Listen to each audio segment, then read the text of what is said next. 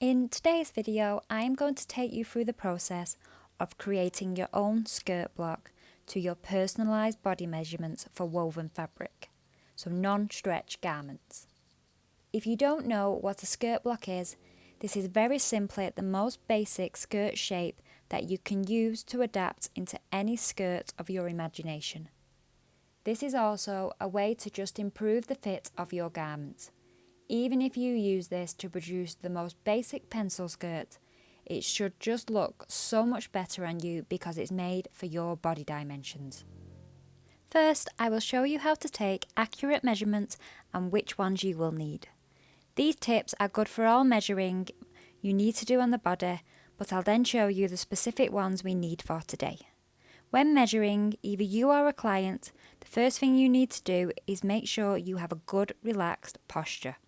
You want to be stood up straight on both feet, not slouched to any side and at rest. Not sucking in your belly or standing tense with your chest filled with air, you just want a natural, comfortable pose. In terms of clothing, for a close, accurate reading, wear something like a pair of close-fitted leggings and vest top. If you're doing this for yourself in the privacy of your home, you may even opt to measure on the skin itself. Where this will change is in terms of underwear. Wear what you will wear with the garment you're making. This is especially true of bras. Don't be wearing a sports bra to measure for a block that you want to make a basis of your wedding dress. Bras, shapewear, corsets, all these base garments can dramatically alter your body shape. For general everyday garments, wear what you wear on a typical day. For a party dress that you know you're wearing shapewear under, get it on and make notes on your block what you had on. If you're making a sports top that you'll be wearing a sports bra under, wear your sports bra. You can have 4 different base blocks for all your scenarios. And finally, take your measurements in centimetres. To find the natural waist, tie a piece of string round yourself and move around. The string will move to the smallest part of your body. This area is usually just above the belly button, but everybody is different. Once you have your waist location, we can take our measuring tape and measure this. Measuring tapes can become stretched out with time, so if your tape is old, perhaps check it still measures correctly or replace it with a new one. Pull the tape around your body fitted and hold it with your fingers top and bottom like this, reading the line.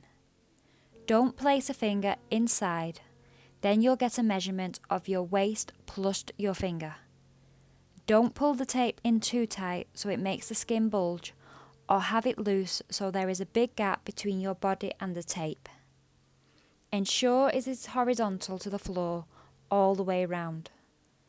A lot of people let the measuring tape go askew round the back because they can't see it. Don't let it drop or ride up the back, as this will give you a wrong reading. The next reading we take is the hip. Your hip is the widest point below your waist. It fluctuates greatly from right up at the hip bones to mid-thigh. Use a mirror and study your body and find that point. Mark this location with the use of a pen on your skin, a sticker, a pin if you have clothes on, or time or string if you can. Wrap the tape around yourself here. Same rules as before, a nice and horizontal line, and get your hip measurement.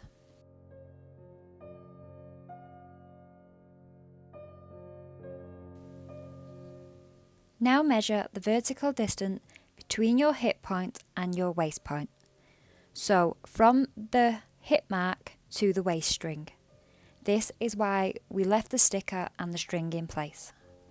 The final measurement to take is the vertical distance from the waist to your knee.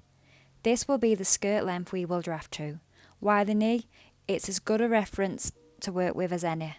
A skirt block is not the finished style garment. It is a template you can use again and again to draft from, whether you are making a floor-length mermaid skirt or a pleated mini skirt. So by picking the knee point, you have a reference point to work from each time, shorter or longer.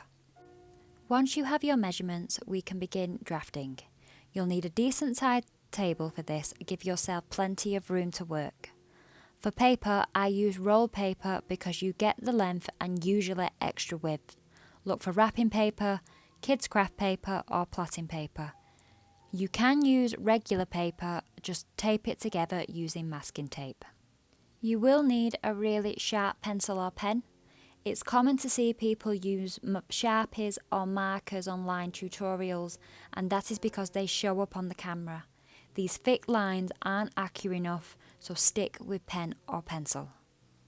Finally, you need rulers. I use a pattern maker and pattern drafting rulers. These aren't necessary. A regular ruler will do.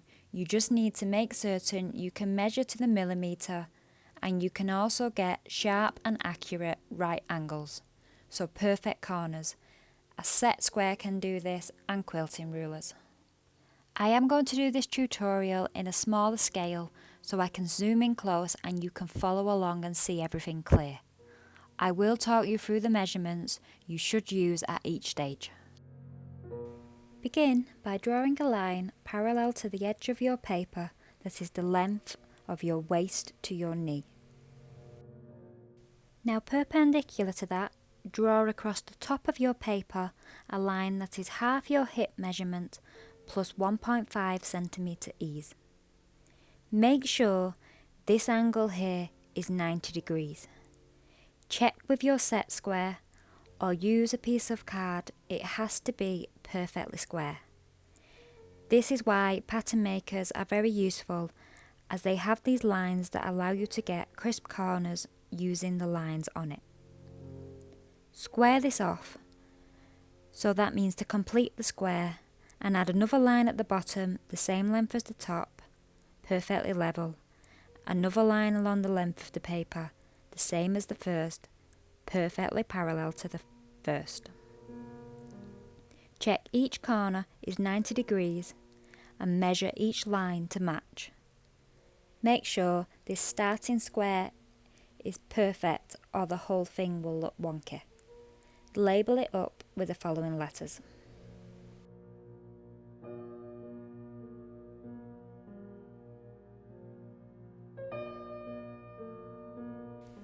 We're going to add our hip points in now. This is your widest hip point if you took 2, where you go out the most amount. Take the vertical distance from the measurement to your waistline. Measure down from point A and mark point E.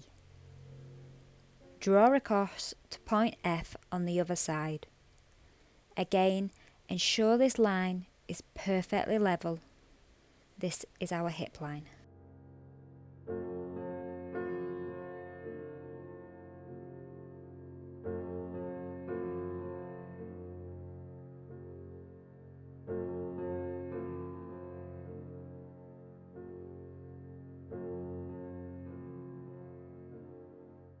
Now we want to divide the front and back of the skirt, so measure on the hip line from E 1/4 the hip measurement plus 1.5 centimetres ease. The back is larger to accommodate the bum.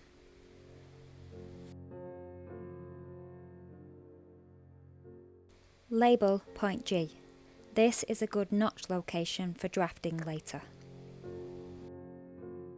From here, we construct the waist shaping beginning with the back. Measure from point A along the top line 1/4 the waist measurement plus 4.25 centimetres. The reason we have the extra is to allow us to add darts later to bring in the shape in a 3D manner. Measure up from point I by 1.25 centimetres to point J. Using a temporary straight line to join A to J and J to G. Use pencil, a dashed line or a different coloured ink so you can differentiate it as a reference line at the end.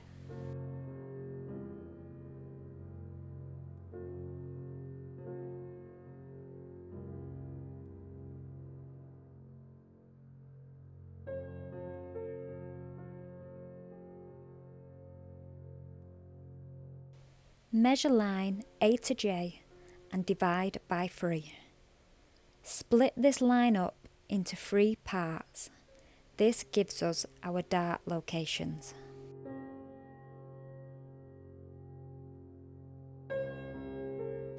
The centre of the darts will lie at K and L.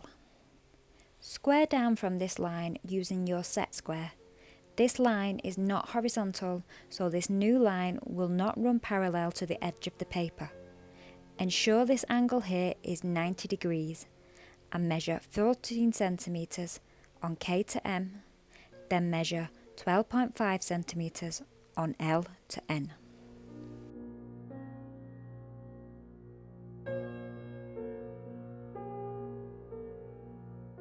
To complete each dart, we measure 1 cm to the left and 1 cm to the right beside point K.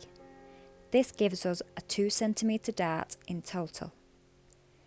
And then the same again at point L.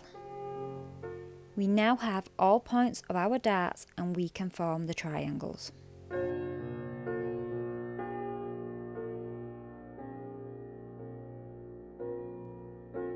To complete the back top edge, join up A to J, stopping at each dart, and curve these lines ever so slightly. This gives a more natural shape to the skirt on the waist. For the side, measure out by 0.5 cm at about the midpoint. Then draw a nice pleasing curve from J to G, touching this midpoint.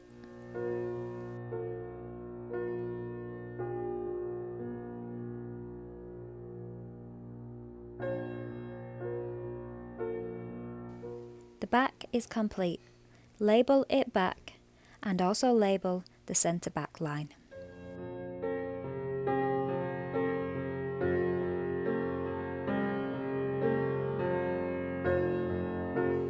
Move on to the front with a similar process.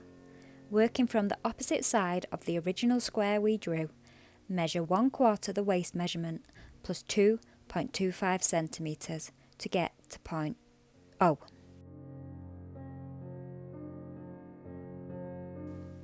Measure upwards by 1.25 centimetres.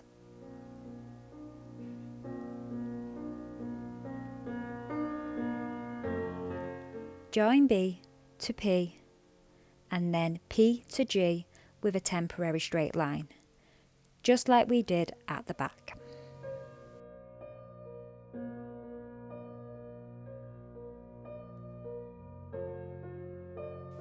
For the front, we are only going to place a singular dart. Measure P to B and divide by 3. This is the distance from P we will place our dart.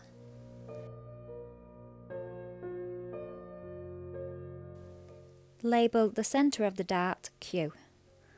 As before, draw down, ensuring this is perpendicular to PB, a 90 degrees right angle at this point.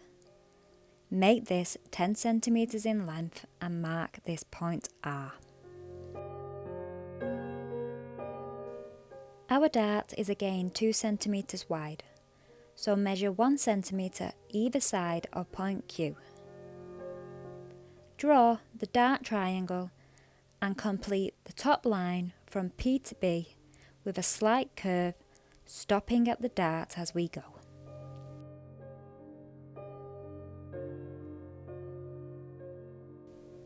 Finally, measure out by 0.5 centimetres from line P to G and draw a lovely looking smooth curve to join it all up.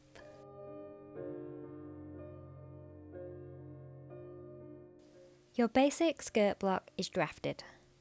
Good practice is to label this up. Place your name, place today's date, write the measurements of your body on for reference. And don't ever cut this up. It's tempting to work from this and get going, but trace it and work from that. You're probably thinking why I only sew for myself so I won't get confused. Your body changes with time, and really if you're sewing regular, you'll want to repeat this process once a year, maybe even twice. So if you measure yourself in 6 months' time and your measurements match, you know you can continue with this block. Otherwise, you need to draft a new one. The next step from here is to create a toile of your garment and begin fit adjustment. Take a tracing of your skirt back and add a seam allowance to the side seams. I like to work with 1.5 centimetre seam allowances, but I know a lot of people like 1 centimetre. When doing a toile, use a bigger seam allowance because it allows you to make adjustments. In the long run, it uses less fabric. Use scrap fabric, something sturdy like a cotton or calico, and cut them out each on the fold. Sew this up and either insert a zipper in one seam or just pin yourself into the garment. Now you can see the shape of the skirt. It's likely an ugly skirt, but you're assessing the fit. The process of drafting the basic block above doesn't factor in your body's unique points. You have to fit it now. I will not go into detail on fit adjustments here, as this is a subject of its own, and I think it will confuse you more than help you if I begin covering things that don't apply to you. Things to look for though is gaping on the waistline, especially at the back. You may need a sway back adjustment. Is the waist sitting too high, too low? Check if it's too tight anywhere. Do you have drag lines? Does it feel uncomfortable? Are the side seams falling vertical or drifting to the back or front? There are endless fit adjustments, and YouTube is a library of information showing you how to make these changes. Take your time and analyse the fit and apply it how you need.